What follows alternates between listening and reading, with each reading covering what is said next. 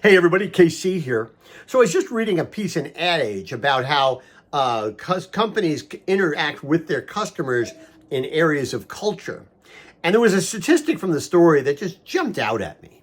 The statistic said that more than 80% of companies, 80% of brands, believe that they have a deep understanding of their customers. But the thing is, only 46% of customers feel that way about the brands with which they interact. Now, I have to say, I completely buy this statistic. I think it's completely true. Although I'm a little actually surprised that it's as high as 46% of customers feel that way about brands.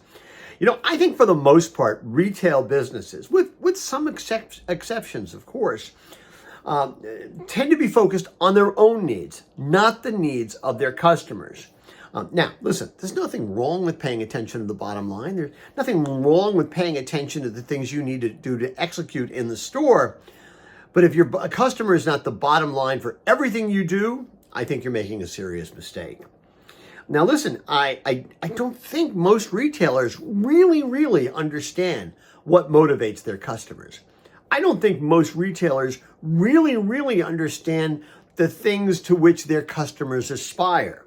I don't think they have any sense of the degree to which they can challenge customers to try new things. Not really, right?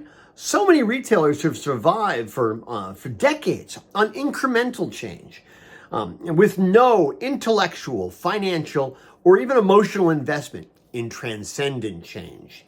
And I think transcending the normal, transcending the orthodox, transcending the usual is almost what's required in retail these days.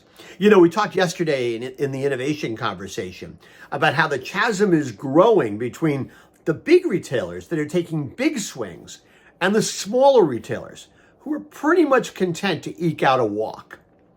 Yesterday's innovation conversation was themed around the notion of retailers have to do something. I'll approach that from a little bit of a different direction today. I would suggest that retailers have to do one thing. Don't kid yourselves. Don't kid yourselves about the level of your innovation. Don't kid yourselves about the degree to which you're connected with your customer and your customer is connected with you. That kind of self-delusion, it doesn't end well. Anyway, that's what's on my mind this morning. And as always, I want to hear what's on your mind.